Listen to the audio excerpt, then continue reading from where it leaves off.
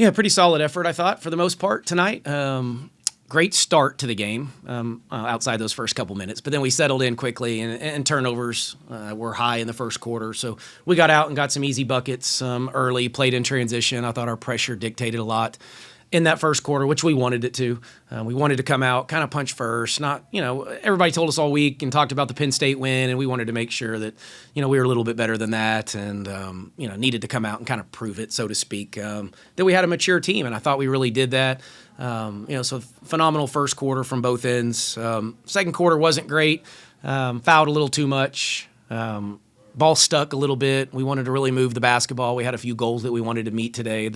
Getting assists up was one of those, which we didn't do great in the second quarter, but still obviously had the big lead. And so we were able to work on a few things. We could back off the pressure a little bit in the second half just to, work on some half court defensively. Didn't do a great job on 22. That was the one individual that we did not do a great job and didn't adjust very well from that standpoint. But we wanted to see if we could get 5. I think the goal was 6 in double figures, which we met. JJ had a really good night, and just kind of trickled down to everybody else. So solid week, solid win. Now we're going to finals week, and we'll get a little bit better, but we'll rest up and then get better as the week goes on.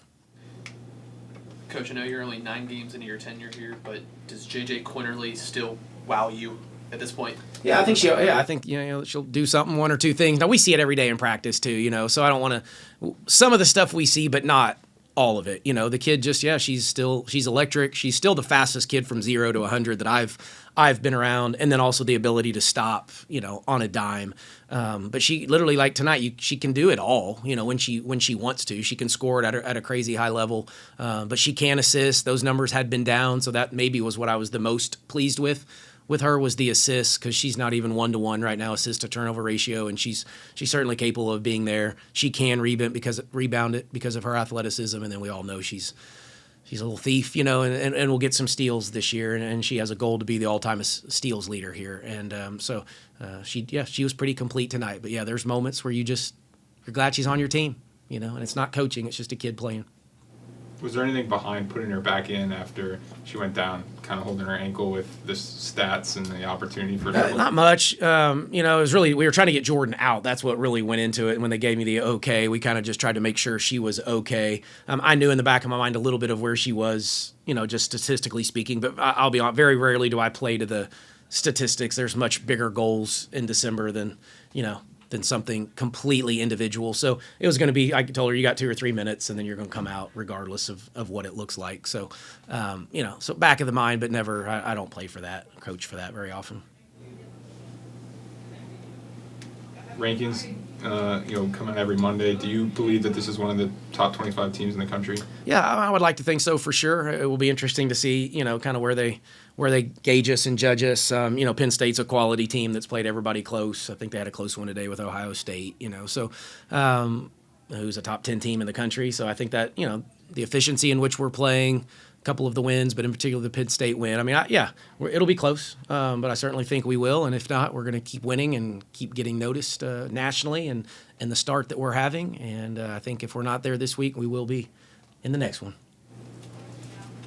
After a performance like this, it's obviously really easy to look at all the positives and everything, but 9 games in, is there still room for growth on this team? Yeah, without a doubt. Yeah, we're nowhere near a polished product yet. And even after the Penn State, we went back and watched film and cut it all up and showed them the areas that we need to get better. But what I like is that we're competing and playing, and we play hard. The kids compete. We have good energy when we play. They enjoy playing the game, and so they play with the joy because of that. And that's the stuff that you got to make sure you're doing, and then that's covering up some of the mistakes. And we're going to make mistakes, and we're only 9 games into this tenure. So the X and O pieces, it won't always be perfect, but at least compete, and let's fix it while we play hard, and hopefully fix it while we win, which is what we've been able to do. But still the rebounding and free throw percentage, and we over dribble at times and don't pass it like I want to, and we try to maybe go for some steals when we just don't need to do that. We need to sit down in the half court and guard. So there's plenty of things that we can continue to get better at. Is scoring from your bigs maybe one of those areas and you've got some of that today with Kylie, Tavi, Tears, and all of them really performing well? Yeah, no, 100%. That's something. Points in the paint is what we talk about. I think there's different ways to do that. Early in the year, though, we weren't throwing it to the post, and we weren't trusting that from the guard, and so that's something that has changed over the last probably 4 or 5 games that we really are being cognizant of getting those touches through the post play. And, that may not even mean they score, but typically when you get a post touch, everybody looks at it, all the eyes go to it, and then you can do some stuff around it. We got tears on a couple of those cuts, even with Donnell passing to tears on some of those actions. So that's the kind of stuff we were trying to work on a little bit that we were able to get to in this game. Coach, when you were talking about JJ's the assist numbers, obviously Jordan's assist numbers have been really good this year. So I mean, obviously I kind of know why it's important to have another guard there, but to get JJ's assist numbers up, I mean, why the focus there when Jordan obviously. Well, I mean, a lot of it is because JJ's going to get so much attention, right? And so instead of always trying to score through 3 people, maybe even 4, because there's going to be a lot of attention on JJ is trusting the rest of your team and move the basketball. And it's really, we just always talk about making the right play, right? So put the ball in your best player's hands and then trust that they'll make the right play. We didn't say score. We didn't say you had to shoot it. We didn't say lay up mid-range 3. We just said make the right basketball play. Now, as coaches, it's our job to put them in the position and put the players around them and make sure they feel comfortable. So to answer some of your questions, that's coming, and we're starting to feel a little more comfortable. The more we practice, the more we get to play, the more reps we get with each other, we're going to feel more and more comfortable. So hopefully that was a part of it tonight with JJ, but she's a capable passer for sure, and so it was nice to see her get it moving. In terms of making the right play, when you evaluate these game films, from a team-wide aspect, are you seeing a majority of, from the entire team, making those right plays? Yeah, they want to play the right way. Now, we're missing some of those plays, but that's okay. As long as you're willing and accepting of the, an understanding of what we're trying to do and the way we're trying to play, then we can work through that. It's early on when we're over-dribbling and head goes down and we're missing, wide-open people. That's not us. And so when we see stuff like that, that's where the frustration from me probably comes in. And so that's what we've got to kind of pick apart. But the ball moves faster than the dribble. And so we want to make sure we really understand that concept. And there's times to dribble, but the ball can help you create long closeouts. And then when you get a long closeout, now you've got options. You can shoot it or you get the long closeout. That's when we want people to put the ball on the floor, and we want to trust the post players through the pass. So stuff that we talk about, and we're getting better at it. When you win a game this convincingly, do you put it to bed? Do you look at that film? Do you teach that film? What's the protocol there? Yeah, no, we'll watch it. Yeah, I think after every game. We're going to get better from every game, win or lose, or regardless of the score. Now, there's times we just watch a game, as the flow. So we may just watch the whole game. We may watch quarters. This one we probably would clip up a little bit more and just show them, what we want them to see. Some good, some bad, some probably in the middle. But, yeah, we'll probably clip it up. We're off tomorrow, but then we'll get back at it Tuesday morning, and we'll have some film for them. What do you say, if anything, to a shooter like Lauren, who obviously kind of had an off night, 0-7 from 3? Do you say anything to her about, staying confident, or do you not have to? Not much. That kid's pretty confident, and she can go for 7, and then behind it, the odds say she'll get it back. These games are sometimes hard for kids like Lauren, because you're so open, and you're not used to being that open, and so you start to question, like, do I take this? Do I keep taking these? And, if they were coming out of good offense, we want her to keep shooting them. If you're taking them out of bad offense, then the basketball karma is just that it may not go in. And then it's find other ways. So she got at least the one layup, got to the free throw line, got the and one. So it's find other ways to still help score. And so she might have settled for only one that I was like, I don't know if you needed that one. All the other ones I thought those were Lauren Field shots, and I want her to take those, and we expect her to take them. So then we can go get a rebound because we expect her to take it.